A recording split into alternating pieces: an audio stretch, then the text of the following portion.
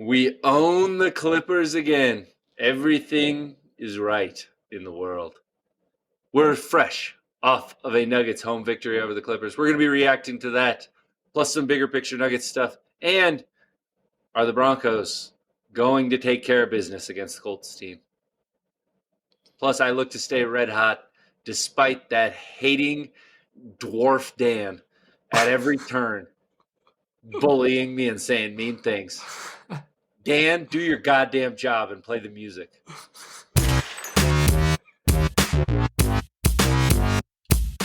Welcome into a victorious Lucifer Brothers episode here. We are just recording live, after having attended the Nuggets demolishing of the Los Angeles Clippers, 120-98.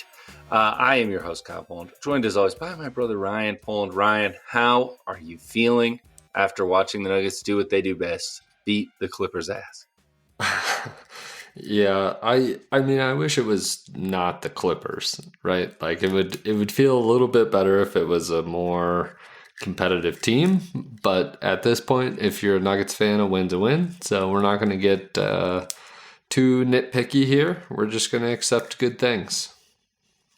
We certainly are. And let's just start with the Nuggets since we just came out of that. I'm just going to go through. So obviously, real quick, Wizards disappointing. Came back, responded the next night versus the Hawks. A potential in-season champion Hawks team beat the Knicks, who beat us by 30, but then we beat the Hawks by 30. So maybe we're just as good as the Knicks, is what I took from that. And then all of that came in tonight. Jamal Murray, there was talk he wasn't going to play. He ended up starting.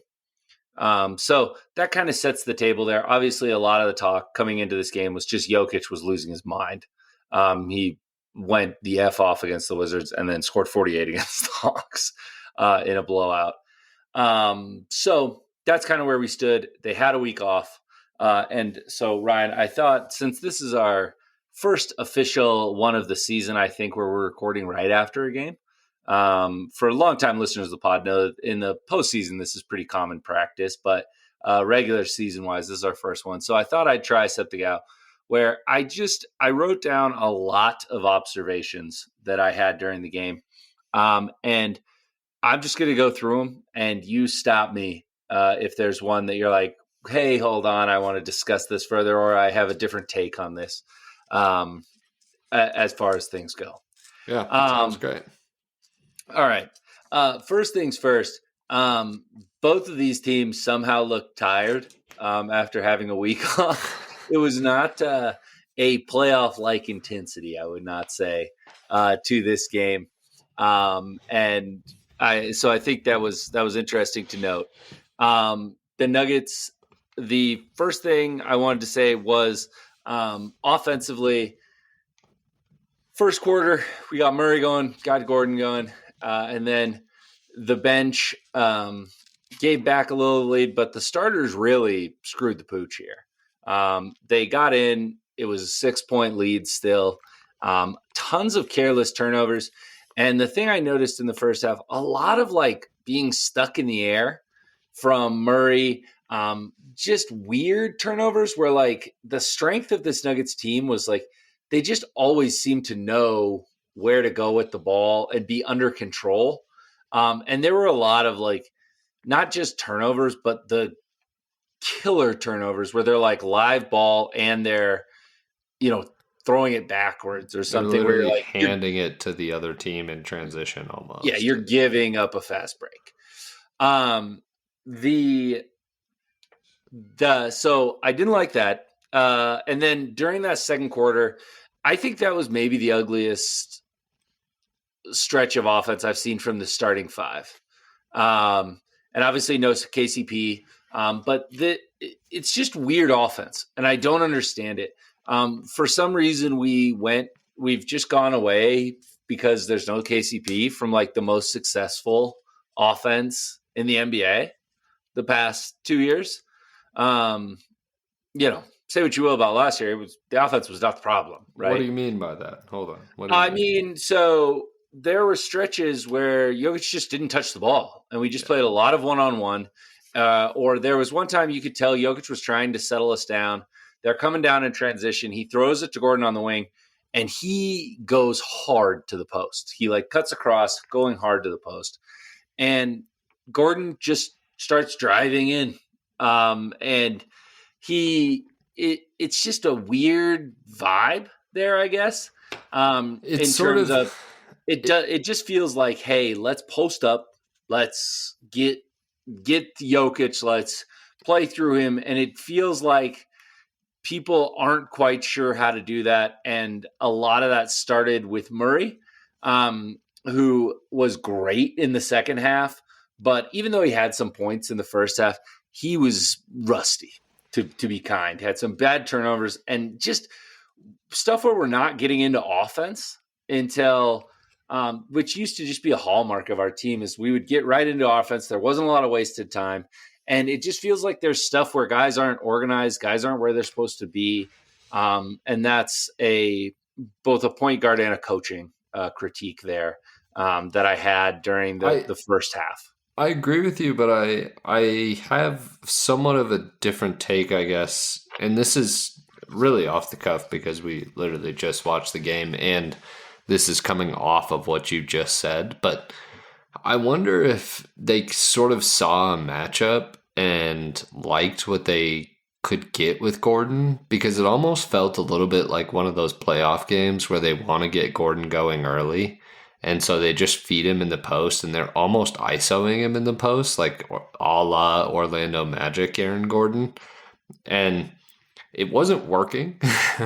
And so I normally AG is not the type of player where you're worrying about that being a big thing. You know, you're not worrying about him taking unnecessary shots, but it did feel like he was forcing things a little bit tonight. So I wonder if that was truly what we saw on the tape. And then in the actual game, they played a little bit better defense on AG and we had to adjust in the game. And to me, and this is a little bit broader in just the general scope, and I want to get back to your points here. But in general, I think this was a game where it actually made me feel really good about the Nuggets potentially moving forward because Jokic didn't go off, right? Like he did not have that typical Jokic 2024, 2025 game, and we still kicked the shit out of the Clippers. So that feels good as a Nuggets fan to sort of have the conglomerate come together and really win a game for us as opposed to just Jokic having to carry the load. Yeah, no, I agree with that, and I have some stuff on that later. I think to wrap up this Gordon's thing, I just feel like side Aaron Gordon posts or Aaron Gordon mid posts are almost always bad offense for us. There are some times where it works and you get a bucket, but it always looks hard. It always looks difficult. And if I am a team and the Denver Nuggets offense is Aaron Gordon shooting a contested turnaround, God bless you. If he makes all of them, the good man above did not want us to win this game, and we never were. So good for you. I think where you're talking about with that Aaron Gordon physicality, I feel like he's so much better when he's coming across and he's coming middle lane because it feels like that's where the first one he got was dumped down right away. He is able to just not even think, and he turns around and just tries to dunk it backwards, dunk it forwards, dunk it whatever. He just tries to dunk it so quick, and his explosion / physicality is so hard to match there. Whereas I feel like when he has to put the ball on the floor, dribble, dribble, dribble, it becomes a little Zach Randolphy in there. The other thing to note there is that, and this was an all game theme, but the 2-man game is just off between Jokic and Murray. There's no semblance of what to do there. It doesn't, they're not looking to, there would be times where they would literally just run it just to try to get Jokic a post. Like they weren't even really trying to get some, they would just be like, well, you guys are doing this. So something's off chemistry wise there, and that Well, can obviously there's play no into the fact that respect for Murray's been the hurt, yeah, but there's no it was respect bad. for Murray off of that two-man game. That's what's off. It's the defense does not respect what Murray is doing if he gets that ball in that short roll or whatever he's doing off of that roll is not threatening enough for them to really be helping aggressively off of Jokic, which I is I agree to a point.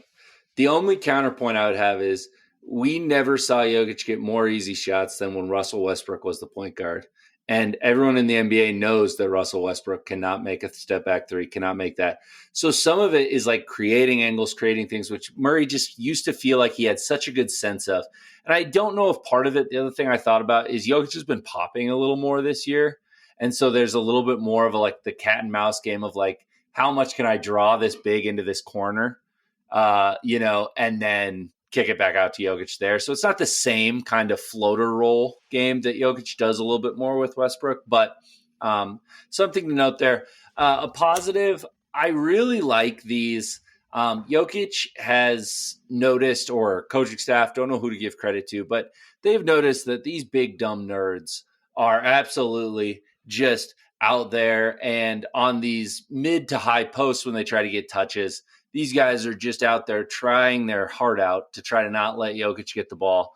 And so they are just running curl screens around Jokic where we just swing it and he turns and he just sprints around this and goes into the lane. And he got some easy layups tonight. He's gotten some before this. So I think this is a nice coaching adjustment. And where, you kind of want to give criticism to Malone for allowing some of the other bad offense, I do want to give credit where credit's due. That I do think that's a nice adjustment instead of just sitting there, which we were sometimes last year, and just being like, well, our offense gets initiated to Jokic, so I have to sit here and wait while this guy climbs all over his back and goes through there. I think that's a good adjustment and a good way to counteract the fact that we don't have knockdown shooting at every position, but you can still use a swing to not just get a three, but to reposition your post, something that we talked about earlier in the season. And I think that's been a nice adjustment for this team. I agree, and I think the benefit of the two-man game not working to perfection like it's worked in the last half a decade is that Malone is going to have to, the team is going to have to get more creative in how they get Jokic the ball. And I think you've pointed out a great way that they have sort of found ways to manufacture those touches in an advantageous position where Jokic we know he's the best player in the world. Like, he's going to be fine. He'll figure it out. So you just have to get him the ball in those spots. And it'll be interesting to see how those develop, assuming the two-man game doesn't come back into gear where we really feel like that's just automatic points every possession. Yeah. The other thing was outside of that second quarter stretch, I do feel like this offense looked a little bit more like the Nuggets, not in terms of, like I said, I still think we're playing in a weird way as far as where we have the ball and where we're setting up, but just in terms of like making the extra pass, the ball moving, some good offenses. Christian Brown was 0 for 4 for 3 tonight, and they were all wide open. But to me, that's good process, right? And we talked about this on the last podcast that like we're just having bad process on some of the offense. So it was encouraging to see, even if the shot didn't go down, to be like, that is good process. We are getting a good shot, a wide open shot, and multiple people are touching the ball. Compared to there was one in the second quarter where I nearly threw myself from the rafters because we just had Aaron Gordon at the top of the key and he had the ball the whole possession and then shot it. And to your point, it's not that Aaron Gordon is a selfish player or something, like he's just trying to make something happen. He's trying to give some energy, but it was like, that's just not how our team gets energy. Our team gets energy from the ball moving, from everyone, and eventually some shots will go down.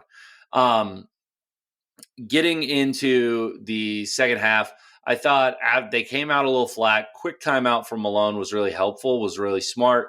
And then the bucket and then the three from Gordon, and they never really looked back from there. To your point, I thought some little things that I noticed. On ball defense, Russell Westbrook is awesome. And this is something we pointed out in the preseason that we said off ball Russell Westbrook defense, not as great.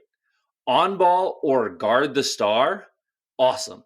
He was great against Harden. Game before, unbelievable against Trae Young. Trae Young got some garbage time points.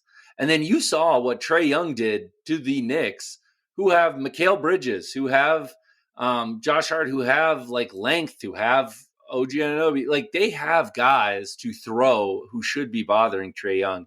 And none of them made as much of a difference as Russell Westbrook did on the ball.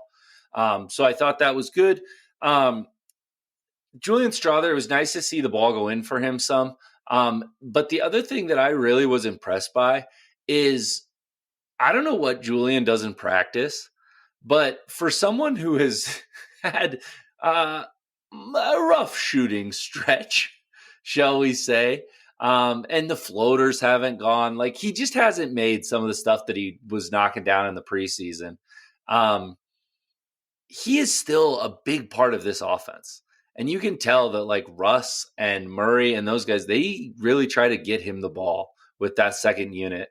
And he had some really confident plays. Like there was one where he could have easily tried to make this bounce pass to Murray and he just picked the ball up 2 steps, strong layup. And so it's cool to see.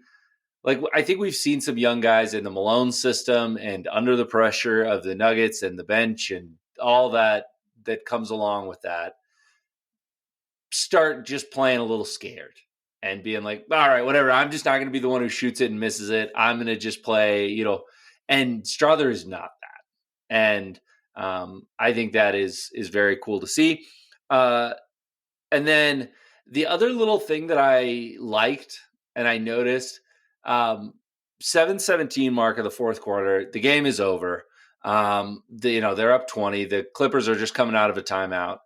And Malone showed a little full court press out of a timeout, which is something other teams have done to the Nuggets. But it just was nice to see Malone using garbage time to put something on tape, to give Strawther Westbrook, practice doing that, being like, hey, we'll come after you with our second unit too.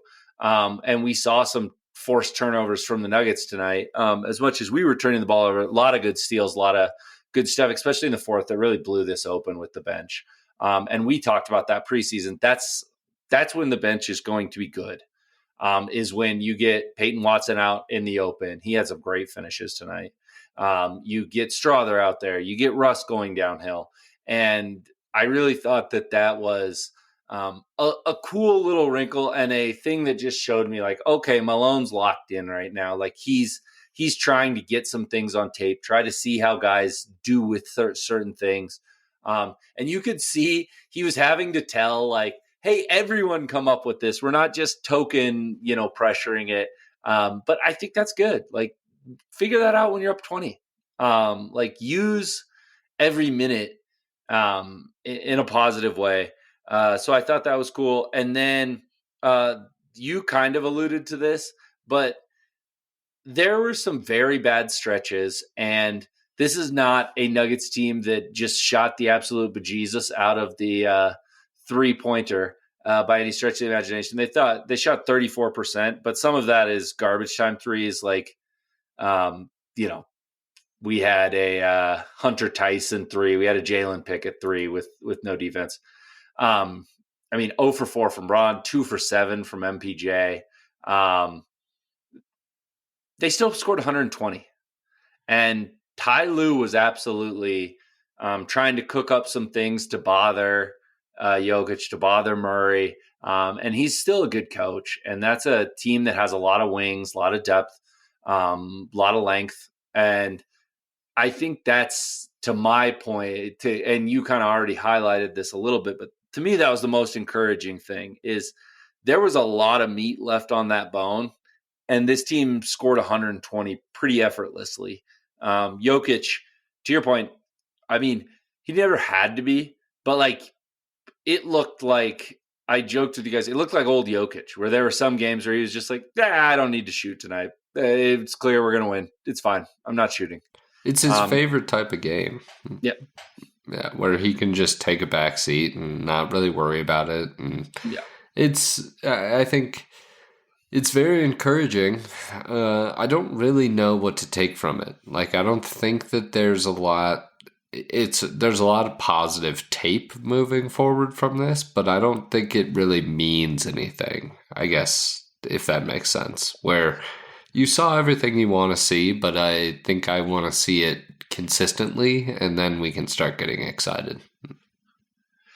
Yeah. In talking to our brother Bradley after the game, I said to him, he said, where do you think the Nuggets ceiling is? And I was like, I don't know that I've changed my mind on where this team's ceiling is. I said, I've changed my mind on where their floor is. Coming into this season, if you'd have told me the Nuggets might be a play-in team, I'd have said, shut up, Kendrick Perkins. But now, like, if you told me that, I would be like, yeah, a few things go wrong. This could absolutely be a team that is Jokic is dragging them and across the West finish is line. filthy. Like, the West looks so good that also plays into this, where, like, the Rockets are potentially a top 3 seed. Right. Like, we also wouldn't have predicted that. So the landscape of the league changed a little bit as well. Yep. And I do think that's the next 3 games. These are games where you have to stack wins. You're at the Kings. That's a hard game, for sure.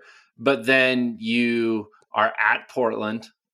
You are at the Pelicans. Those got to be wins.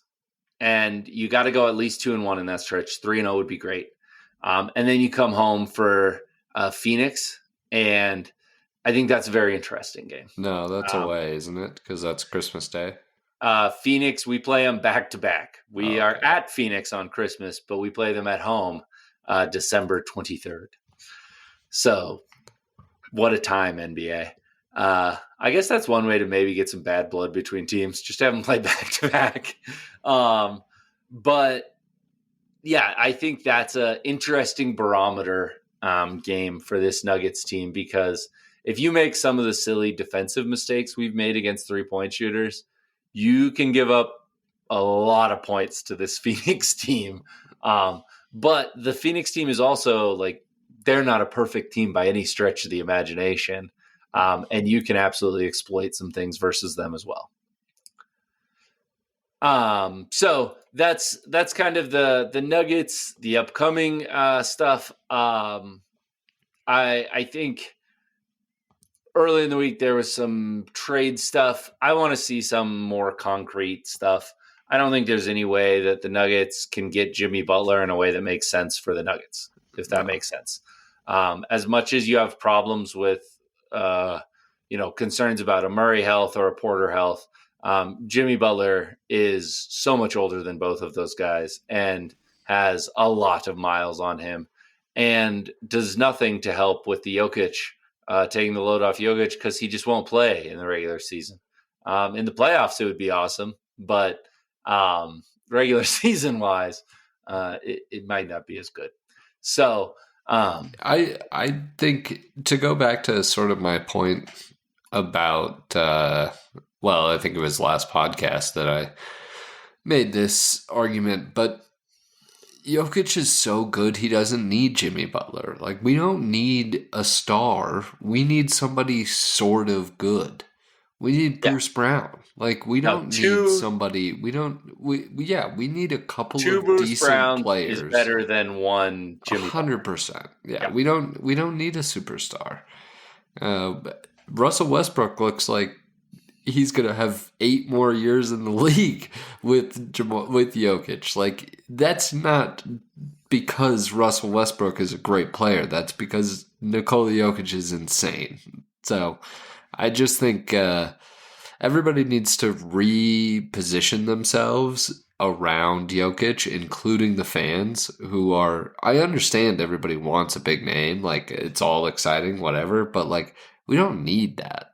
So And This we're is not going to be able also to, realistically, it's not going to happen. So, listen. the Heat, Also, the Heat literally would never trade anything for Michael Porter Jr.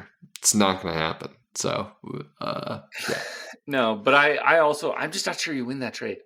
But No, I don't want the Jimmy Butler. I guess I'm arguing vehemently against doing something like no, that. I'm arguing vehemently for having two mid-level deals that people are like, well, that's kind of weird that they did that. That's the reaction that I want the national media having to anything that we do. I want Dario Saric and Zeke Naji traded for one guy. somebody that you would assume would get less than that. Yeah, That's totally fine. That we could win that trade just because Nikola Jokic is very good at basketball. yeah.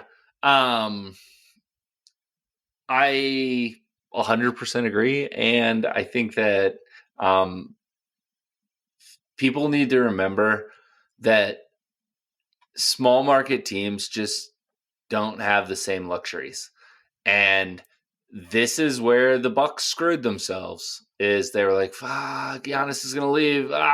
Damian Lillard. Like, this is where so many teams do this, and Jokic wouldn't do this, but um, like this is where it gets into that cycle. I mean, the Timberwolves are in it right now. We have to make a move to get somebody here, but then we can't pay everyone. And now, when we have to offload some things, Anthony Edwards is going to leave, and he's going to justify it by like, I mean, I'm not trying to compete here. I got to go to the Lakers. And that's the small market Curse. tale as old as time, right? So don't panic here. That's another reason why I was happy to see these two wins, because it felt like it could be some pressure and some calls being made from ownership of like, hey, every national podcast is talking about how we're an incompetent organization and we have the best player and we've surrounded him with nothing. I want you to get Jimmy Butler no matter what it takes. No matter what it takes, no matter what it takes. Okay. Like, and you screw your franchise, right? I do sort of think that the fact that Jokic is the franchise player, like he's not the type of superstar that's going to go to the front office and say, you have to do this, whatever. But you kind of do have to run every deal by him. And I honestly think if you told Nikola Jokic, like, hey, we have a chance to go get Jimmy Butler, but we have to give up Christian Brown and whoever, you're like, Jokic is going to look at you and be like, no, we're not fucking doing that. Give me a break. I'll win with these guys. Like, no worries. Yeah. Who else could we get? Can we get Jovic for less? Like, what do they want for that guy? So Right. I think they're in a advantageous position because their superstar is a person who is not like other superstars, and that allows you to be patient in a way that I think is really valuable, and I hope Yeah. that they take advantage of that, I guess. Then that's the point. You have to take advantage of it, right? Like Dirk was very patient with Dallas, and it led to Dallas just kind of taking advantage of that and not making a push again after he won his title, right? So you hope that's not the case, and I hope that there's an opportunity, like you said, to make those kind of adjustments to the roster where instead of Christian being your fourth most important player, he's your seventh, and you're like, oh dang, okay, now we're cooking. And that's He in a might better still place. start, but he also Yes, could be your right. seventh most important player. Yeah. No. Whoever can score off the bench instantly becomes very important to you. Yeah. I Um, mean, I, Russell Westbrook is arguably our third most important player right now. So it's, it's. I mean, with how much Murray's been hurt, it's. There's an argument to be yeah, made. I would make the argument. So Yeah. Also, that was my last thing. We have to make note of the fact that Russell Westbrook, as I said, he played great defense versus Trae Young. He played great defense versus James Harden all game. Did he lose his mind about that? No. He lost his mind when he, in garbage time, stole the ball. And then began doing the lock 'em up seatbelt NFL celebration. And then when he checked out a minute later, the crowd started cheering because he'd been playing great. He started doing the seatbelt the whole way to the bench. And I wouldn't be surprised if when Michael Malone started his speech, Russ just went up there and was like, Coach, just give me that defensive player of the game chain. All right, lockdown. And I absolutely love it. And it was a fun personality moment for this team. And that's something that's been missing, right? Like the fun personality, the fun moments. And so 10 out of 10 from Russ tonight. No notes on his performance. I've got no notes for the season. Yeah. Yeah. No, you're right. It's been better than what we could have hoped for. All right, let's get into the Broncos now, though. Broncos coming off a bye. They are home for the Indianapolis Colts. They're 4.5-point favorites here. They are facing this Colts team also coming off a bye who had to come back against the New England team.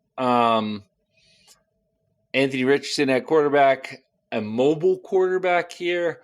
I guess let's start there. Word on the street is probably going to get Josh Downs back if you're the Colts. That's good news for them. Pittman obviously has had a pretty good season. They still have Jonathan Taylor. However, Anthony Richardson, he has 7 touchdowns and 9 picks and a 47% completion rate. And against the New England Patriots, who do not have a good defense, threw 2 picks and barely threw for 109 yards. And only ran for 50. Like, people talk about his legs, but like it's not like he was Lamar out there, right? And like running for 100. He's slowed down on the running in the second half of the year because I think he got a little. I mean, he's not a big guy, so he got a little rocked early in the year, and I think they told him, "Hey, buddy, we're not gonna win a lot of games, but this is, I mean, it's a playoff game essentially for both teams." So. Yeah, so I was looking at some stuff here. I'm glad you brought that up. The Broncos currently, they are at a 75% chance of making the playoffs. If they lose this game, it goes down to basically 50-50. The Colts are currently at a 27% chance of making the playoffs. If they win this game, it goes up to like 50-50. So the Colts players have many quotes saying, like, hey, we're in the playoffs right now. Like, we need this game. We can't lose. So it feels like the Broncos have a chance here to, over the next, like 2 of the next 3 opponents are teams they can basically knock out of the playoffs if they just beat them. You have them here, and then you have the Bengals in 2 weeks where you can say, see you later, Joe, and the boys. So I guess on offense, how do you see this Broncos defense playing? Richardson can throw a pretty deep ball, but is not going to pick you apart. But you have to be careful with the legs, and then you have to be able to stop Jonathan Taylor because they do not want Anthony Richardson dropping back 30 sometimes like Jameis did against the Broncos on Monday night. Like, Anthony Richardson will throw the Broncos way more picks than Jameis Winston did and far less touchdowns.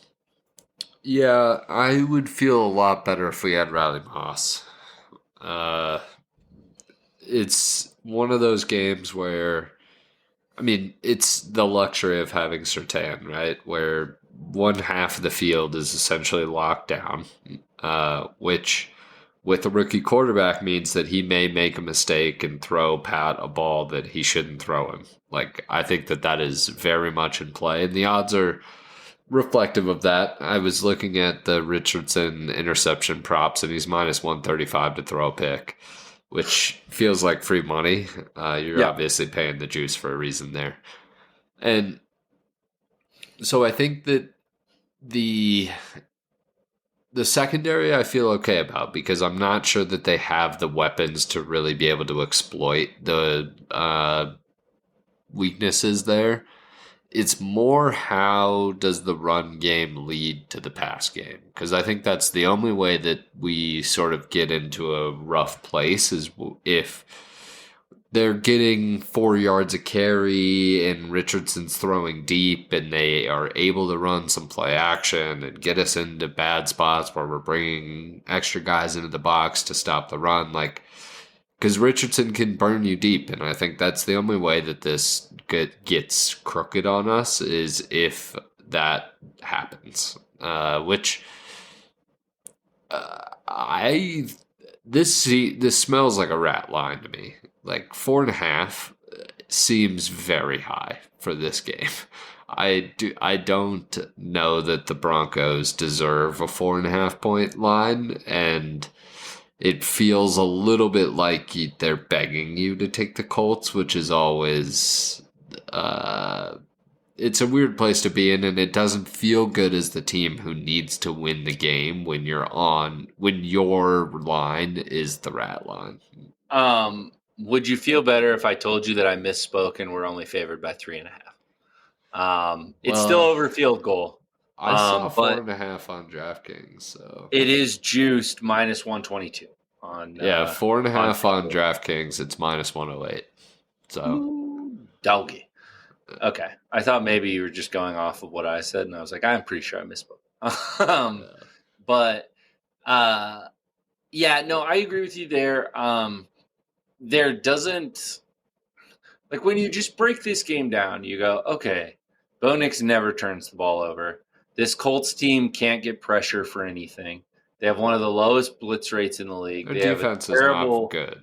Yeah. They give up the most yards per game in the whole league, which means, and it's not like the Broncos have been explosive plays all over the place, which to me just means Anthony Richardson has less cracks at it, which then means that it's going to be even worse when he inevitably has a guy open 10 yards down the field and throws it to us in the stands, where we'll be cheering him on for throwing a dart right up to us. But so I just don't think, like, to your point, there's nothing here that says to me, oh, the Colts can stay within a touchdown, right? Like, this is a team that, I mean, probably, 5 weeks ago, their veterans were saying, guys, don't try hard. Anthony Richardson was asking to get subbed out because he was a little bit sleepy. Like, this has been, like, kind of a shit show of a team, and they just happen to play in the AFC South. So, to me, I agree with you, it's a rat line, but it also just feels like, why don't we just trust the fact that maybe this Colts team, if you are not good in the AFC South, it's kind of like when the Falcons weren't pulling away and then the Broncos got to play them, and it was like, oh, you guys suck. Like, you're in a terrible division, so your record looks a little better, so this can be a thing. But you guys blow. The only thing that we haven't talked about here that I do think lends itself to your thing is Shane Steichen is a hell of a coach. And he is drawing up some dimes back there. Now, Anthony doesn't always execute them, but he is getting people open and doing some good things back there. So this is not a team that I would want to have a half full deck going into. But I'm curious, if you were Vance, would you just have Surtain follow Pittman? It felt like it was a little harder to have him follow Judy because Judy could line up slot, could line up all over the place. But like Pittman's pretty outside. And then you take your risk with Downs, running those underneath routes, that kind of stuff. I don't think I would because I'd be daring Richardson to make a mistake. Like, lose him somewhere. Like, I'd move him all over the field, just trying to confuse the shit out of the kid. Like, I don't. It's I mean, if Pittman has 3 catches in the first quarter, then yeah, you're probably like, all right, we gotta We've seen switch this this up. movie. Yeah, yeah. So we're Let's see Jerry Judy the sequel. yeah, we're gonna have to do something different. But uh, I don't think you start that way. I think you sort of try to bait Richardson into doing something stupid early. Um, and then offensively, this is a chance for the Broncos to build Uh, on what they did. Like we said, you this open the playbook. Colts This defense is is the bad. it seems like everything has been leading towards him trusting Bo more, more plays getting inputted, everything. But this is the game where like all of that shit's on the table. Like let's Yeah. go out and actually win the game. Let's put this away early. Yeah. And Try it to just jump feels on. like this is the perfect defense for Bo Nix to go against because all season they've just kind of been we'll give up a lot of yards. We're going to try to keep people out of the end zone. Like we're going to try to, force a turnover here and there in the red zone, like whatever, and sneak out of here. And Bo Nix is going to be like, oh, there's a guy open 6 yards. Oh, I'm just going to throw it to him right away. Like, why would I not? And it feels like that is going to be not only a methodical way, but a way that like you just cut down on the time that Levi Wallace spends on the football field that way. And like you're just like, hey, we're going to have these 6-7 minute drives. And now you're down 10-0. And if Anthony Richardson misses the wide open play one time, all of a sudden you're down 17-0. And now when he hits the bomb because Levi Wallace fell down over his own feet and did that, like then who cares? It's 17-7 as opposed to your point. Like you get out to a slow start on offense, you misexecute some things, and all of a sudden now Levi Wallace trips over his feet, and you're like, oh, we're down 7-3. Like what the hell? And you get a little dogfight on your hands there. Yeah. I definitely feel like this is a game where, similar to that Atlanta game, you can take the fight out of this team pretty early if you just go out and execute and do what you need to do. Because this is, I mean, maybe we should talk about it here, but this is probably the first time where people have said, hey, if the Broncos want to be a playoff team, they need to win this game. And the Broncos are favored to win the game. Like we've had some moments in seasons past where it's been like, we just got to beat Patrick and the boys here. And then it's like, oh, we did not beat Patrick and the boys here. Right. Like, to 7-9 land we go. But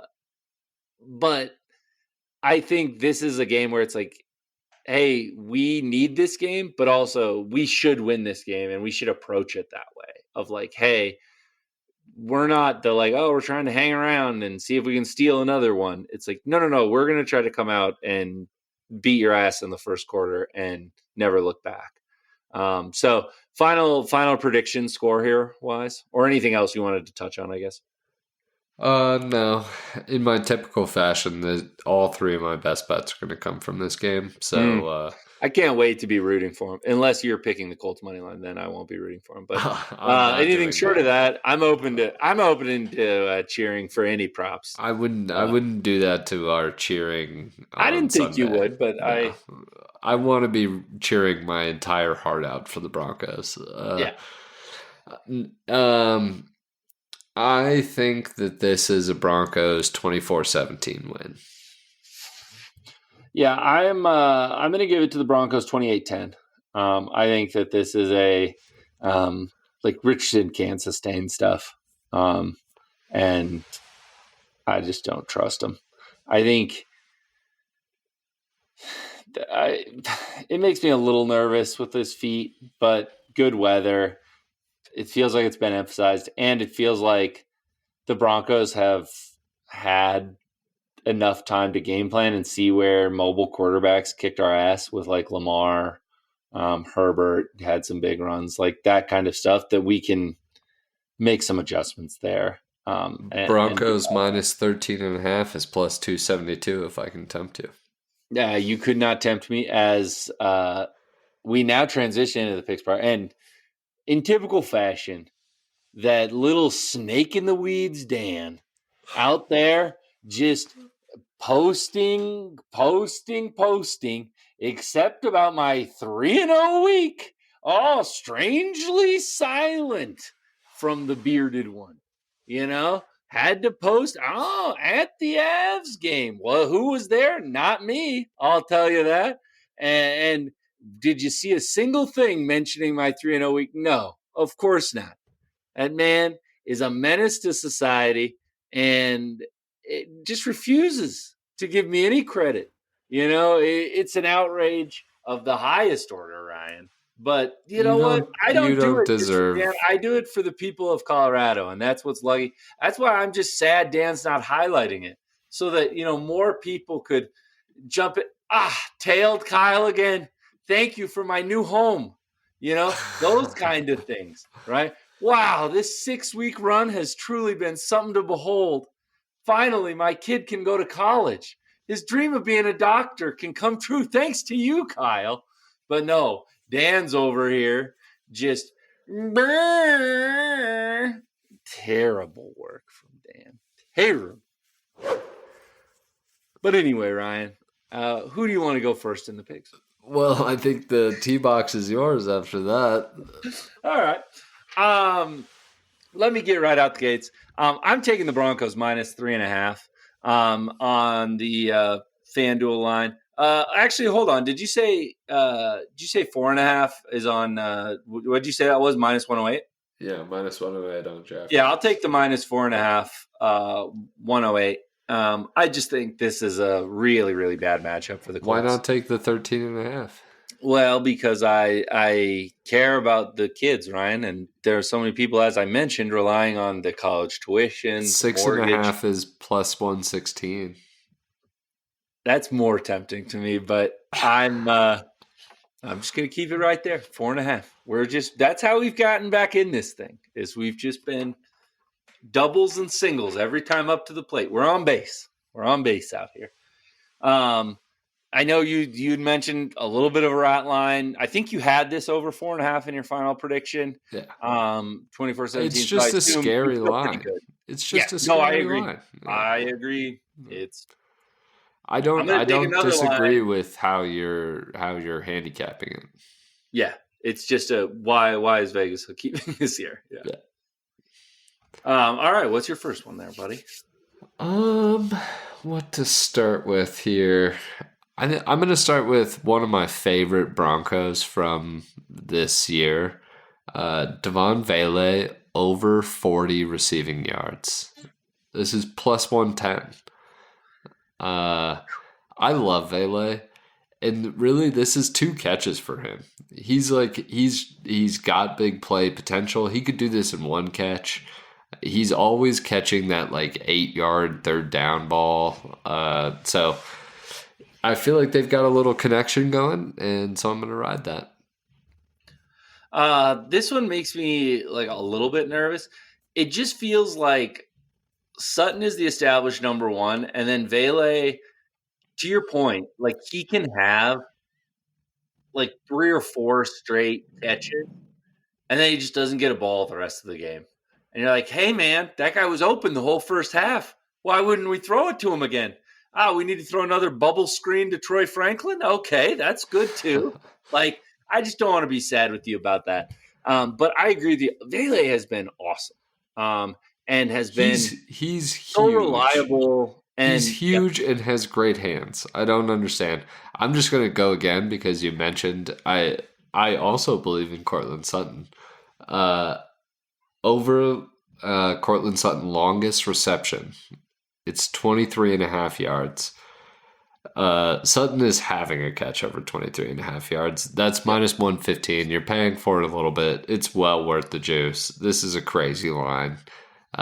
He could have a bubble screen for 23, 24 yards. The guy just consistently does not get tackled. So it also just feels like we've figured out the way to manipulate that zone a little bit, that we just get Sutton open in the back half where you're just there's no one within 10 yards of him and he caught it at 20 yards. Well, I guess we get 30 yards. I agree with you. I think that's a disrespectful one. And to your point, I think the Vele one, to make another point on that, talking about this Colts team, they're very much alike. We have guys out in front of us, but there's going to be gaps in these zones. And Vele has been great this season at just sitting down in a gap 8 yards down the field or 6 yards down the field and being willing to take the catch, turn upfield, dive, get the, take the little hit, take the little whatever. So I like both yours. And I like how you've made an adjustment to this to where one person goes first and the other one gives two. It feels like it's a lovely, It's a lovely little adjustment. snake draft here. Yeah, I like it. My next one, I'm doing my first player prop. And I feel really strongly about it. It also helps that we're recording on a Friday. Normally not a lot of player props are out if we record on a Wednesday. But over 44.5 receiving yards from Amari Cooper. He got targeted 14 times in that game that they lost to the Rams. And this Lions defense isn't very good right now, just due to injury, due to being banged up. Like, not that they won't be good by the time the playoffs roll around or whatever, but they're just not very good right now. And so I think he has huge big play potential. He drew some big pass interferences in that Rams game. Obviously, just the nature of Josh Allen always gives you that, because he can always break free of a tackle, a cornerback stopped guarding. He's going to throw it across his body 5 million yards. And I just think that Amari Cooper is going to get force fed the ball here a little bit. And so I love over 44.5 yards. Yes, please. If I can get Amari Cooper very similar to where you're getting Vele, I feel pretty good about that. Albeit worse odds. It's minus 113. Yeah, that's fine. I don't really have any feelings about that. That game is going to be great, but I'm staying away in terms of betting. I know a lot of sharps are on the Bills in that game. Yeah. And I'm just not going to go against Stan Campbell at home and Jared Goff in the dome. It's just not tasty enough to take Preed. I mean, it's plus 124 for them on the road, like on the money. That's not worth it. Don't do that. Nope. I don't care what the sharps are doing. That's stupid. Oh. Hey, you don't see it in my picks. My last one, I'm going to take Anthony Richardson over 34.5 as long as passing completion. This guy's throwing a bomb. I feel stupid taking all overs as my 3, but yeah, what are you going to do? Sometimes you just have a feeling. I have a feeling that our backup cornerback is going to get burned for about 65, maybe 70 yards at some point. Like, Anthony Richardson has a fucking cannon for an arm. This guy can throw the ball 70 yards in the air. Like, what are we talking about? That I don't understand this line either. So I was happy to see it. It's minus 115. I'm going to take it.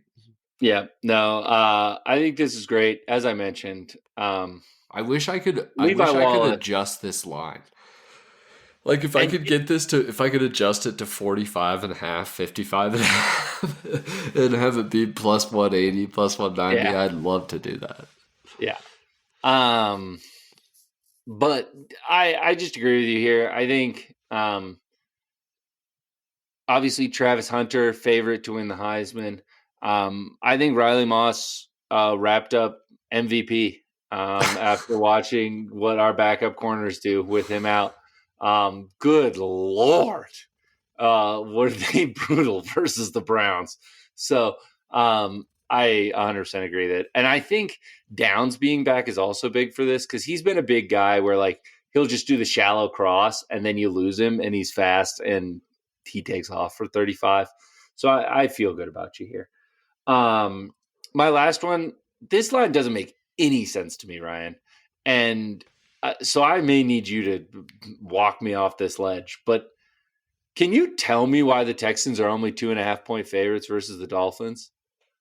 The Texans get unbelievable pressure. D'Amico Ryans is great against Tua. The Tua might die in this game because of all these sacks. 2.5 points, I would take over 2.5 concussions. This feels like this is going to be bad. Off a bye for the Texans. I kind of think that the Jets suck. I kind of think the Texans suck. I mean, that's fine, but the Dolphins absolutely suck. I don't know. They've been playing trust me, my fantasy team disagrees. They've been playing very good, you say? Well, the offense has been playing better recently. Tua had like 37 fantasy points last week. Trust me.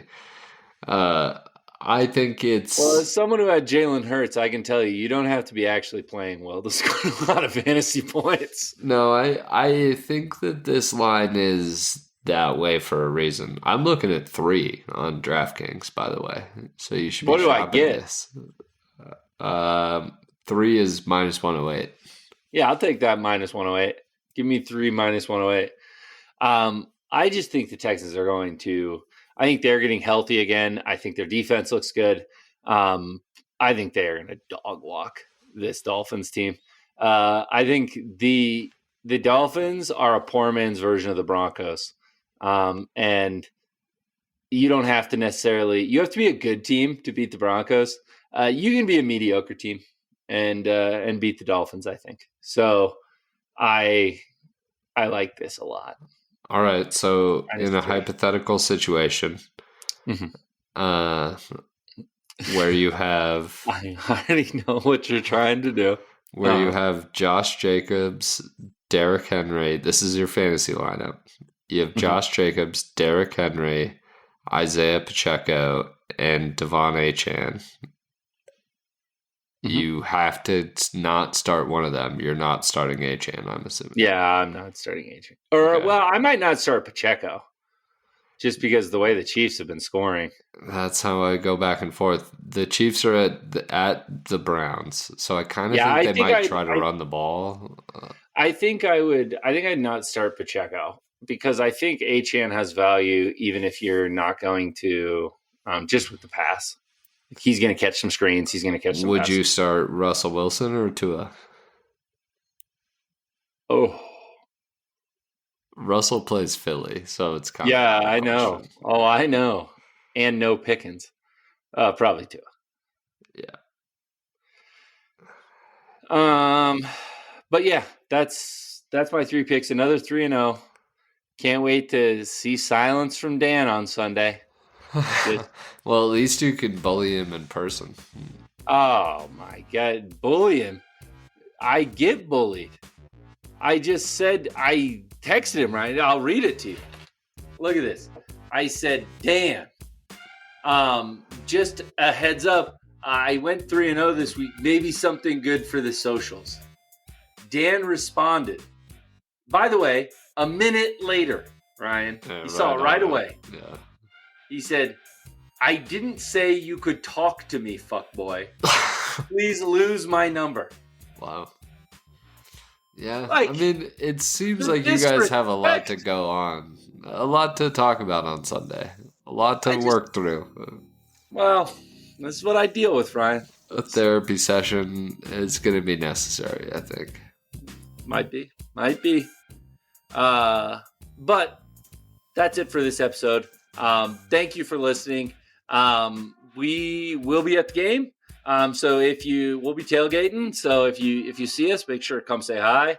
Don't actually come say hi or see us.